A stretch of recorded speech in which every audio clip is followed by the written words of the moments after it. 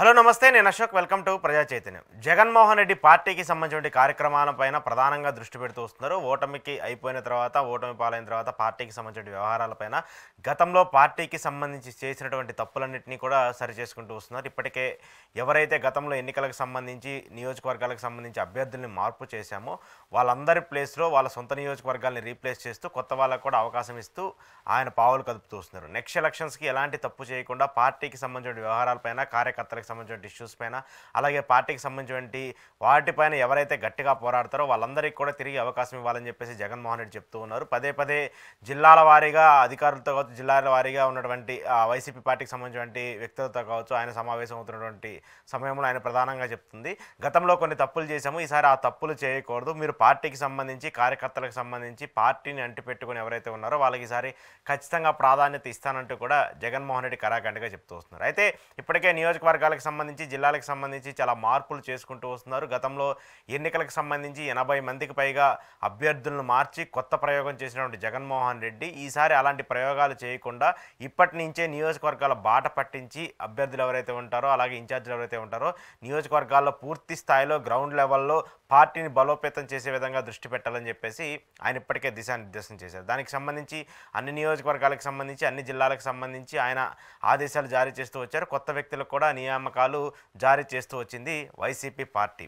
అయితే ఇప్పుడు జిల్లాల వారీగా, జోనల్ వారీగా, ప్రాంతాలకు వారీగా కొంతమంది కీలక నేతలు, సీనియర్ రాజకీయ నాయకులను కూడా జగన్మోహన్ రెడ్డి బాధ్యతలు అప్పచెప్తూ ఉన్నారు. గతంలో వైవి సుబ్బారెడ్డి కావచ్చు, విజయసాయిరెడ్డి కావచ్చు, లేదంటే కొంతమంది కీలక వ్యక్తులు ఎవరైతే పార్టీకి సంబంధించి సజ్జల రామకృష్ణారెడ్డి వాళ్ళు కావచ్చు, ఇలాంటి వాళ్ళందరికీ కూడా జోనల్ వారీగా ఉత్తరాంధ్ర, లేదంటే రాయలసీమ, కోస్తాంధ్ర అంటూ కూడా ఎవరికి వాళ్ళకి కొంత కీలక నియమాలు చెప్తూ వచ్చారు. అయితే గతంలో ఎన్నికల సమయంలో 2019 నుంచి 2024 వరకు ఉత్తరాంధ్ర ఇన్ఛార్జిగా ఉన్నటువంటి వైసీపీ రాజ్యసభ ఎంపీగా ఉన్నటువంటి విజయసాయిరెడ్డి ప్రస్తుతం రాజ్యసభకు వైసీపీ పార్టీకి రాజీనామా చేయడంతో ఆ స్థానం ఎవరికి వెళ్తుంది, ఆ పదవి ఎవరికి వెళ్తుందని చెప్పేసి చాలా ఉత్సాహంగా ఉంటూ ఉన్నారు. ఎందుకంటే విజయసాయిరెడ్డి రాజకీయంగా, పొలిటికల్గా, రాజకీయంగా డైరెక్ట్గా పోటీ చేసి గెలవబోయినప్పటికీ కూడా పార్టీకి సంబంధించిన సిద్ధాంతాలకు సంబంధించి, పార్టీకి నడపడానికి సంబంధించి ఆయన దగ్గర ఉన్నటువంటి క్యాపబిలిటీ కావచ్చు, 2019లో వైసీపీ పార్టీ విజయం సాధించడానికి సంబంధించినటువంటి అంశాలు కావచ్చు, ఇవన్నీ కూడా చాలా గట్టిగా ఉంటూ ఉంటాయి. పార్టీకి సంబంధించినటువంటి ఇష్యూస్ మీద కూడా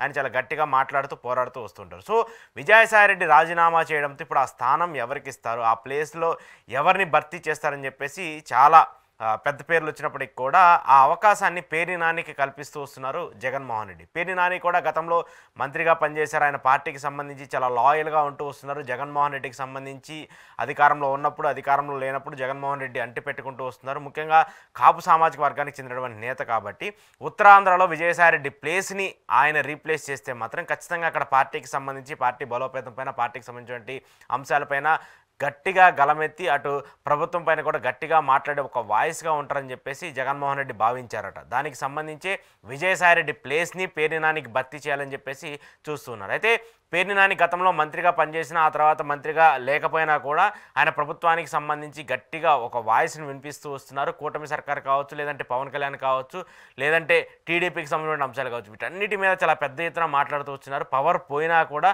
ఆయన కొడుకు ఎమ్మెల్యేగా ఓడిపోయినా కూడా ఆయనకి సంబంధించి, ఆయన నియోజకవర్గానికి సంబంధించి కావచ్చు, కృష్ణా జిల్లాకి సంబంధించి కావచ్చు, లేదంటే పార్టీకి సంబంధించిన ఇతర అంశాలకు సంబంధించి చాలా గట్టిగా, చాలా వాయిస్ ఉన్న వ్యక్తిగా మాట్లాడుతూ వస్తున్నారు. సో విజయసాయిరెడ్డి ప్లేస్ని రీప్లేస్ చేయాలన్నా, విజయసాయిరెడ్డి లాగా రాజకీయం చేయాలన్నా కూడా పేర్ని నానికే సాధ్యమవుతుంది. కాబట్టి పేర్ని నానికి ఈసారి ఉత్తరాంధ్ర బాధ్యతలు ఇవ్వాలని చెప్పేసి జగన్మోహన్ రెడ్డి డిసైడ్ అని చెప్పి తెలుస్తుంది. సో విజయసాయిరెడ్డికి సంబంధించిన ఉత్తరాంధ్ర బాధ్యతలను జగన్మోహన్ రెడ్డి పేర్ని నానికి అప్పచెప్పబోతున్నారు. అయితే ప్రస్తుతం ఉత్తరాంధ్రకు సంబంధించి కొంత రాజకీయంగా వైసీపీ పార్టీలో విభేదాలు కొనసాగుతూ ఉన్నాయి. లోకల్గా ఉన్నటువంటి వ్యక్తులకు సంబంధించినటువంటి కావచ్చు, లేదంటే అక్కడ ఉన్నటువంటి కొన్ని ఇబ్బందులు కావచ్చు, అవన్నీ కూడా వైసీపీని వెంటాడుతూ వస్తున్నాయి. ఆ తర్వాత గతంలో వైవి సుబ్బారెడ్డి కూడా ఉత్తరాంధ్రకు సంబంధించిన ఇన్ఛార్జిగా పనిచేశారు. ఆ తర్వాత ఆయన రీప్లేస్ చేశారు, మళ్ళీ విజయసాయిరెడ్డి వచ్చారు.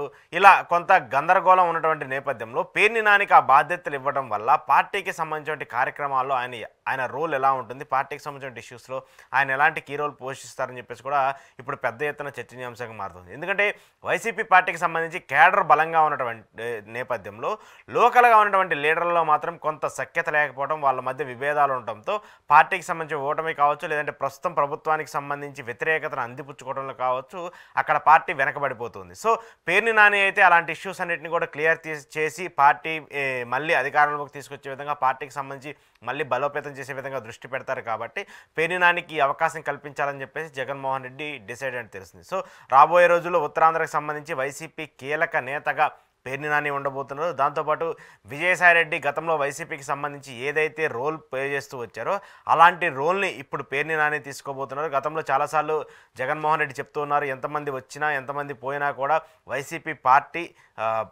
పార్టీ నిలబడుతుంది, కార్యకర్తలు మాత్రమే నిలబడుతున్నారు, వచ్చే వాళ్ళందరూ కూడా పోయే వాళ్ళందరూ కూడా పార్టీకి పెద్ద నష్టం చేకూర్చే అవకాశం ఏమీ ఉండదంటూ కూడా జగన్మోహన్ రెడ్డి పదే పదే చెప్తూ ఉన్నారు. ఇటీవల విజయసాయిరెడ్డి రాజీనామా చేసినటువంటి నేపథ్యంలో కూడా ఆయన అదే మాట చెప్పారు. సో పేర్ని నానికి రోల్ ఇవ్వటం వల్ల ఎవరో పోయినంత మాత్రాన పార్టీకి ఏం జరగదు, కార్యకర్తలకు ఏం జరగదు, ఎలాంటి నష్టం ఉండదనేది మళ్ళీ జగన్మోహన్ రెడ్డి డిసైడ్ అయ్యి ఒక డైరెక్ట్ ఇండికేషన్ నేతలకు ఇచ్చినట్టు అర్థమవుతుంది. పేర్ని నానికి సంబంధించిన ఈ రోల్ని ఆయన ఎలా పోషిస్తారో, విజయసాయిరెడ్డికి సంబంధించిన రోల్ని రీప్లేస్ చేసి ఆయనకి ఇస్తున్నారు కాబట్టి ఆయన అంతే ఇంపాక్ట్, విజయసాయిరెడ్డి ఎంత ఇంపాక్ట్ చూపించారో 2019 ఎన్నికల్లో, రాబోయే ఎన్నికలకు సంబంధించి పేర్ని నాని అంత ఇంపాక్ట్ చూపిస్తారా లేదనేది తెలియాల్సింది. ఏది ఏమైనప్పటికీ పేర్ని నానిని నమ్ముకొని పేర్ని నానికి ఒక గొప్ప బాధ్యతను జగన్మోహన్ రెడ్డి ఇస్తున్నారు. ఆ బాధ్యతను పేర్ని నాని ఎలా నెరవేరుస్తారనేది కూడా చూడాల్సి ఉంది.